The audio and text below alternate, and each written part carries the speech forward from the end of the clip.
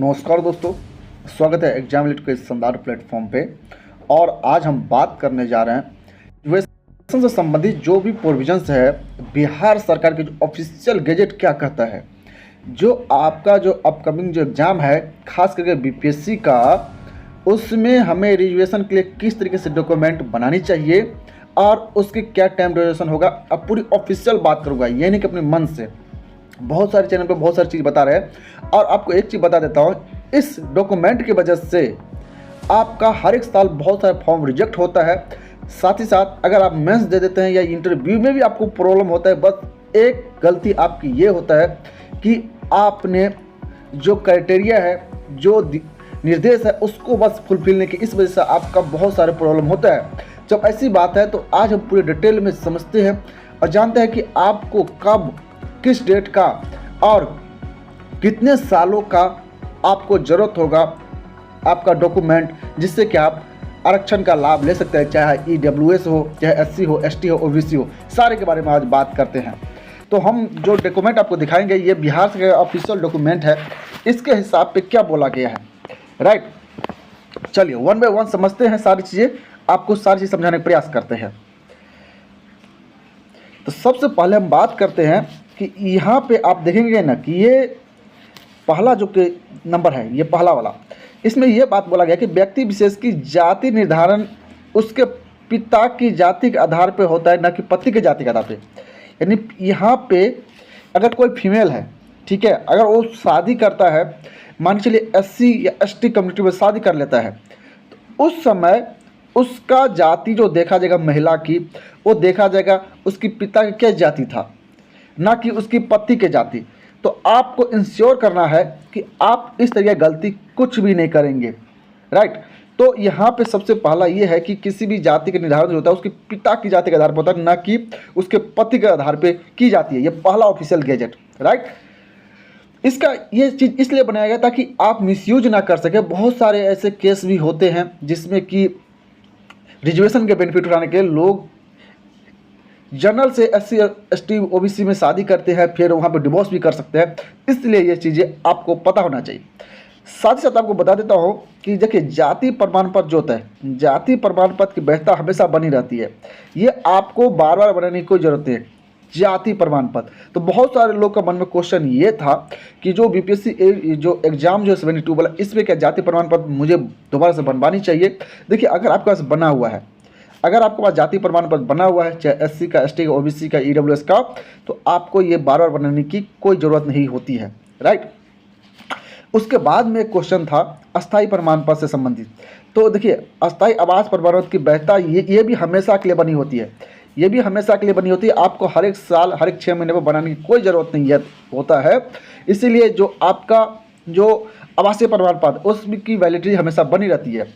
अब यहाँ पे बात करते हैं अस्थायी आवास प्रमाण पत्र के बारे में। इसकी वैधता जो हो, ये 1 वर्ष के लिए होती है। ये किसके बारे में बात कर रहा हूँ? अस्थायी यानी टेम्पररी जो होता है, उसके बारे में बात किया गया है कि इसका जो हो टाइम ड्यूरेशन जो है वो केवल 1 वर्ष होता है। तो ये अस्थायी के लिए है। राइट, तो आपको 2 चीज़ यहाँ पे क्लियर हो गया होगा, एक आपका जाति प्रमाण पत्र, एक आपका अस्थायी आवास प्रमाण पत्र। ये आपको बार बार बनने की जरूरत नहीं होती, ये हमेशा एक जैसा ही होता है। बस टेम्पररी के लिए आपको ये क्राइटेरिया 1 ईयर्स की होता है। राइट, तो ये चीज़ आपके दिमाग में बिल्कुल क्लियर होनी चाहिए, क्योंकि बहुत सारे क्वेश्चन, बहुत सारे कमेंट्स, बहुत सारी बातें यूट्यूब पे हो रहा है। तो मुझे लगा कि जो बिहार से ऑफिशियल जो डाटा है, जो ऑफिशियल जो इन्फॉर्मेशन, उसके आधार पर बात करेंगे। चलिए, अब एक बात और करते हैं आय प्रमाण पत्र से संबंधित। आय प्रमाण पत्र क्या है दोस्तों? तो इसका निर्धारण जो होता है ये 1 वर्ष के लिए होता है। आपको ध्यान देना है कि आय प्रमाण पत्र जो होता है ये आपका 1 साल के लिए होता है। यानी कि एक financial year in the sense कि अगर आप अपना आय प्रमाण पत्र सपोज करें कि आपने अप्रैल में बना लिया हो 2025 में, तो इस साल तक वो आपका मार्च तक वैलिड होगा। तो ये आपका आय प्रमाण पत्र आपको 1 वर्ष के लिए होता है, ये आपको बनाने की ज़रूरत पड़ता है। राइट, उसके बाद में हम बात करते हैं कि देखिए, जब आपका ये जो सत्यापन के पहचान, जो मूल प्रमाण पत्र आपका होता है, वो आपको लौटा भी दिए जाते हैं। जब आप इंटरव्यू में जाते हैं तो आपका ये मूल प्रमाण पत्र आपको लौटा भी दिए जाएंगे। तो ये भी आपको बिल्कुल डाउट दिमाग से हट जाना चाहिए। अब बात करते हैं दोस्तों यहाँ ओबीसी क्रिमिनल के बारे में। ठीक है, बात करते हैं ओबीसी के क्रिमिनल जो होता है उससे संबंधित। देखिए, क्रिमिनल में नहीं आने संबंधित जो विभिन्न आवश्यक अंडरटेकिंग प्राप्त कर पुराने क्रिमिनल रहित प्रमाण पत्र के आधार पर नया क्रिमिनल प्रमाण पत्र निर्गत किया जा सकता है। यानी कि अगर आपका एक बार जो पुराना क्रिमिनल आपका बना है, यानी एनसीएल जिसे बोलते हैं, ठीक है, यानी एनसीएल जो होता है नॉन क्रिमिनल ओबीसी के अंदर में आता है। तो अगर ये आपका एक बार बना हुआ है, अगर आपका एक बार बना हुआ है तो ये लगातार 3 वर्षों तक रहता है। यानी कि ये भी आपको बार बार बनाने की जरूरत नहीं है, लेकिन आप एक शपथ प्रमाण पत्र के साथ में आप इसे अटैच करके आप इसे भी यूज कर सकते हैं अगर आपका बना हुआ है। अगर नहीं बना है तो आप अप्लाई करें, क्योंकि यहाँ पे इस बार का जो नोटिफिकेशन जो आया है 72 में, इसमें क्लियर कट बोला गया है कि अगर आपके पास नहीं है तो आप ये करेंगे कि जो जैसे आप एग्ज़ाम फॉर्म जो भरेंगे उससे पहले आपके पास बना होना चाहिए, अपडेटेड, राइट। नेक्स्ट हम बात करते हैं कि क्रिमिनल प्रमाण पत्र, ये भी देखेंगे। देखिए, ये भी बात बोला है क्रिमिनल रहित प्रमाण पत्र जो है बार बार बनाने की आवश्यकता नहीं है। राजनीतिक सेवाओं हेतु पुराने प्रमाण पत्र के साथ अंडरटेकिंग आवेदन देकर किया जा सकता है। यानी क्लियर कट बोला गया है कि आपको बार बार डॉक्यूमेंट बनाने की कोई जरूरत नहीं है, यानी आपको घबराने की कोई जरूरत है ही नहीं। जो इतना लोग परेशान हो रहे हैं, इतना यूट्यूब पर बातें चल रहे हैं रंग बिरंगे, वो सारी बातें बिल्कुल बेबुनियाद होता है, ठीक है। तो जो ऑफिशियल जो चीज़ें हैं वो आपको मैं क्लियर कर देता हूँ कि अगर आपके पास ओबीसी क्रिमिनल सर्टिफिकेट बना हुआ है तो उसे भी बार बार बनाने की कोई ज़रूरत नहीं है, आप इसे यूज कर सकते हैं। लेकिन आपको एक शपथ प्रमाण पत्र देना होगा, उसके बाद आप इसे यूज कर सकते हैं, ठीक है।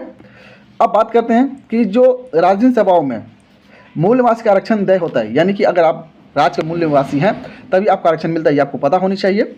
और ये तो बहुत छोटी सी बात है कि आरक्षण अगला तभी आपको मिल पाता है। बात करते हैं दिव्यांगजन के लिए। जो दिव्यांगजन होता है को सरकारी योजना के अंतर्गत 4% का आरक्षण का दायरा इसमें रखा गया प्रोविजन। जो दिव्यांगजन है उसको 4% का, और साथ साथ स्वतंत्रता सेनानी के नाती पोते जो होते हैं उनको 2% का आरक्षण का लाभ। और सबसे इम्पोर्टेंट महिला जो है उनको 35% आरक्षण का यहाँ पे आरक्षण रखा गया है। 35%, क्योंकि बिहार सरकार की जितनी भी सरकारी नौकरी हैं उसमें महिला का आरक्षण जो कर दिया है 35% कर दिया गया है। तो इस तरीके से आप देखेंगे कि यहाँ पे जो बिहार सरकार की जो ऑफिशियल जो डेटा जो है अपडेटेड, उसके हिसाब से मैंने आपको सारे चीज़ बताया हूँ। अब आपको किसी भी तरीके से कोई डाउट नहीं होने चाहिए, कोई भी सस्पिशन नहीं होना चाहिए कि आपके पास क्या डॉक्यूमेंट होनी चाहिए क्या नहीं होनी चाहिए। मैं थोड़ा समराइज कर देता हूं कुछ चीज़ें, जैसे कि आपको जाति प्रमाण पत्र एक बार बना हुआ, आपको बार बार बनाने की कोई ज़रूरत नहीं है। अस्थायी प्रमाण पत्र भी आपके पास बना हुआ तो आपको भी कोई बार बार बनाने की ज़रूरत नहीं है। अगर आपके पास ओबीसी का एनसीएल बना हुआ है नॉन क्रिमिनल, तो ये लगातार 3 महीने तक 3 साल तक चलता है, तो इससे भी बार बार बनाने की कोई ज़रूरत नहीं है 3 सालों तक। अगर 3 सालों तक का पुराना है तो आप बना लेंगे। अगर आपके पास नहीं बना हुआ है तो जल्दी से अप्लाई करेंगे, क्योंकि 7 मई से 31 मई तक आपका यहाँ पे फॉर्म अप्लाई हो सकेगा बीपीएससी के समय 2 का। और आपका जब एनसीएल आ जाता है बन करके तभी आप फॉर्म अप्लाई करेंगे, नहीं तो आपको बाद में प्रॉब्लम होगा। ये दिक्कत हो जाए, अगर नहीं बना है तो, अगर बना हुआ है तो कोई दिक्कत है ही नहीं। साथ ही साथ महिला आरक्षण के बारे में बात करते हैं, ये 35% आपको है महिला आरक्षण इस सरकारी जॉब में, तो महिलाओं के लिए सबसे बड़ी गुड न्यूज़ है, अच्छी बात है। आपके पास 35% आरक्षण भी आपको देखने का मिल जाता है।